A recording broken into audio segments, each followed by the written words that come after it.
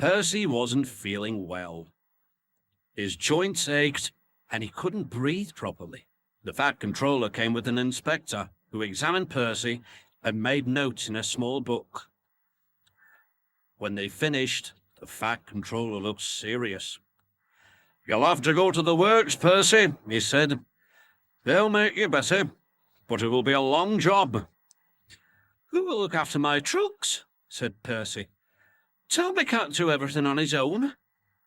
"He certainly can't," agreed the Fat Controller. "I shall borrow another engine from the other railway." The only engine the other railway could spare was a diesel shunter. Duck was at the works when he heard an oily, purring noise. He recognized the new arrival at once. "It's Diesel," he thought, and scuttled behind the shed. What's he came back for? The Fat Controller sent him away in disgrace. Duck was cross. The Fat Controller was cross too. But he needed another engine, and Diesel was the only engine available. When Diesel reached the junction, Thomas was waiting with Annie and Clarabelle. "Hello," said Thomas suspiciously. "You've come to help Toby, I suppose?" "Well, no tricks, mind." Diesel looked pained. "Tricks? What, me?" he asked smoothly. "I'm just delighted to be of assistance to you with really useful engines again." "Good," replied Thomas shortly. "I'll believe it when I see it." Diesel pulled some trucks carefully to Farker, but Toby was waiting for him. "Oh," he said, "it's you, is it? Well, do your shunting, please, and then take these stone trucks to the harbour." Thomas and Toby made it clear to Diesel that they would stand no nonsense. Diesel listened, purring quietly. "Yes, Thomas," he said smoothly. "I understand, Thomas. Of course, Thomas." The trucks knew that the Fat Controller had once sent Diesel away for troublemaking. "Let's have some fun," they sniggered. They teased Diesel and tried to annoy him, slipping their brakes on accidentally on purpose. One morning, they went too far. "Look, here's evil Diesel," they whispered as he came into the yard. "Oily creature." "Yes, Thomas," they mimicked. "Of course, Thomas. Anything you say, Thomas." Diesel could stand no more. "Call!" he roared ferociously. "I'll teach you." He gave the line of trucks a sharp push, shooting them fast into a siding. The oldest and rudest truck was at the front. He saw what would happen all too late. "Oh!" he screeched. "Help!"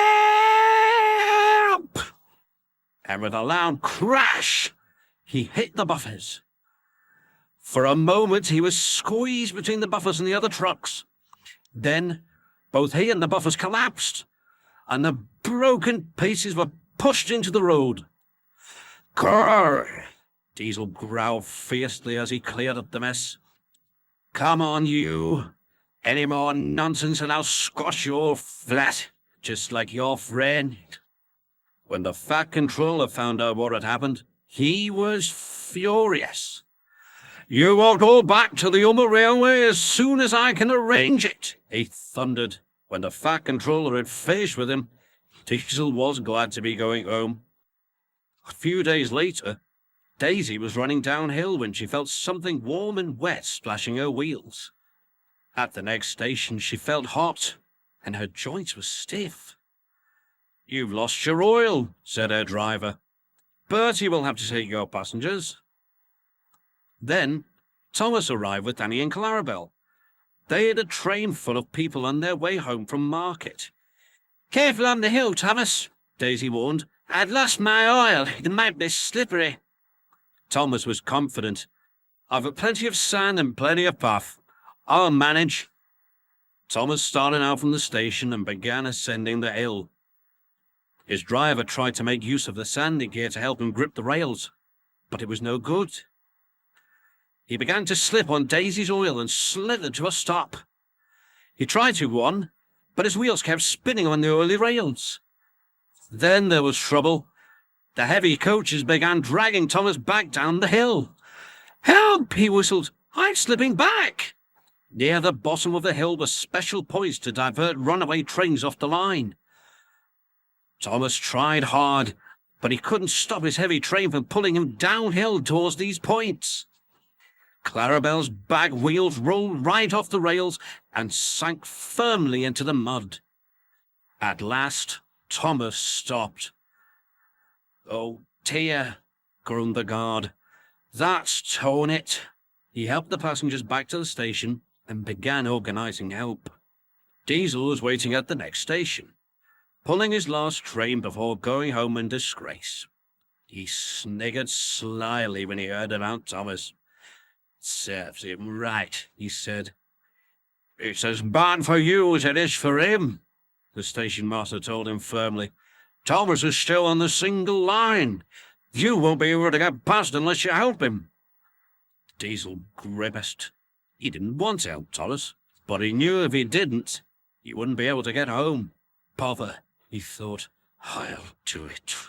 Diesel shunted his giggling trucks into a siding, and then, reluctantly, he set off to the rescue. At the oily place, he stopped before creeping carefully forward to where he could be coupled to Thomas.